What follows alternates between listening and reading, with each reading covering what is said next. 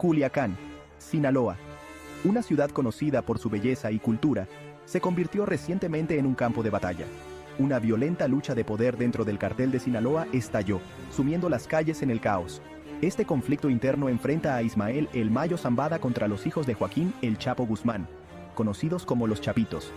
La disputa, que se ha estado gestando durante años, llegó a un punto crítico después de una serie de eventos. Las detenciones de figuras clave de ambos bandos aumentaron las tensiones. Luego, un descarado ataque orquestado por un ejecutor de alto rango de los Chapitos, conocido como El Comanche, prendió la mecha. ¿El objetivo? No un cartel rival, sino una reunión del círculo íntimo del Mayo. Este ataque, audaz en su planificación y ejecución, marcó un cambio en el equilibrio de poder. Demostró la creciente influencia de los Chapitos y su voluntad de utilizar la violencia extrema para lograr sus objetivos. Culiacán, atrapado en el fuego cruzado, ahora enfrenta las consecuencias de esta escalada de la guerra entre carteles. La violencia sirve como un sombrío recordatorio del control del cartel sobre la región. A pesar de la captura de El Chapo y los esfuerzos de las fuerzas del orden, el cartel de Sinaloa sigue siendo una fuerza formidable. Mientras la batalla por el control continúa, la pregunta sigue siendo, ¿quién prevalecerá finalmente y a qué costo para las vidas inocentes? El ataque orquestado por el Comanche no fue un acto de violencia aleatorio, sino una operación meticulosamente planificada. La información recopilada sobre los movimientos de El Mayo apuntaba a una reunión de sus principales lugartenientes. Esta reunión, celebrada bajo un velo de secreto, presentaba una oportunidad de oro para que los Chapitos dieran un golpe decisivo. El Comanche, conocido por su crueldad y sus tácticas de estilo militar, reunió a un escuadrón fuertemente armado. Descendieron sobre el lugar de la reunión, desatando una lluvia de disparos. El asalto, rápido y brutal, dejó un rastro de bajas. Los hombres de El Mayo, tomados por sorpresa, se defendieron ferozmente, pero finalmente fueron superados. El ataque conmocionó a Culiacán y más allá. Fue un mensaje claro de los Chapitos.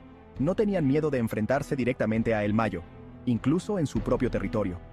La audacia de la operación, junto con las importantes bajas infligidas, consolidaron la reputación de El Comanche como una fuerza a tener en cuenta.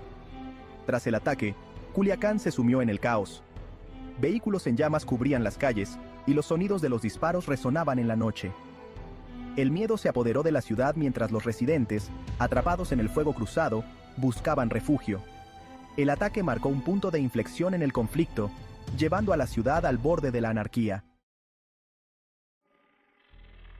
El ataque a los hombres de El Mayo provocó una respuesta rápida y brutal. Los leales, enfurecidos por el derramamiento de sangre, se movilizaron para tomar represalias contra los Chapitos. Culiacán, que ya se estaba recuperando del asalto inicial, se convirtió en una zona de guerra cuando las facciones rivales se enfrentaron en las calles. Los tiroteos estallaron con una regularidad aterradora. Convoyes fuertemente armados de pistoleros del cartel recorrían la ciudad, dejando tras de sí un rastro de destrucción. Los negocios se vieron obligados a cerrar. Las escuelas cerraron y la vida diaria se detuvo mientras los residentes se escondían en sus hogares, temiendo por sus vidas. La violencia alcanzó un punto álgido cuando los pistoleros del cartel se enfrentaron en un feroz enfrentamiento con el ejército mexicano.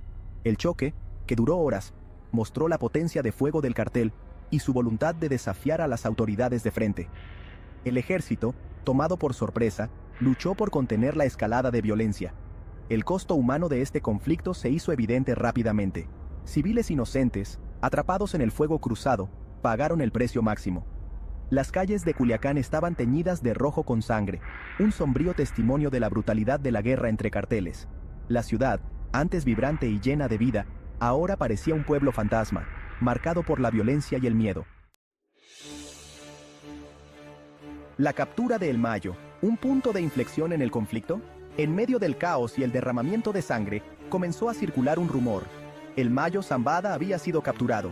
La noticia, de ser cierta, representaría un cambio sísmico en el equilibrio de poder dentro del cartel de Sinaloa. El Mayo, una figura legendaria en el inframundo, gozaba de respeto y lealtad de una vasta red de operativos. Las circunstancias que rodearon la supuesta captura de El Mayo seguían envueltas en el misterio. Algunas fuentes afirmaron que había sido detenido por las autoridades mexicanas en una audaz redada. Otros sostenían que había sido traicionado por miembros de su círculo íntimo, ansiosos por tomar el control en su ausencia. La captura, de ser confirmada, sería una victoria significativa para el gobierno mexicano en su larga batalla contra el crimen organizado. Sin embargo, también suscitó temores de un vacío de poder dentro del cartel de Sinaloa, lo que podría conducir a una violencia aún mayor a medida que las facciones rivales compitieran por el control. El destino de El Mayo seguía siendo incierto. El gobierno mexicano, hermético, se negó a confirmar o desmentir los rumores. La incertidumbre solo aumentó la tensión en Sinaloa, dejando a la población preguntándose qué le depararía el futuro a su turbulenta región.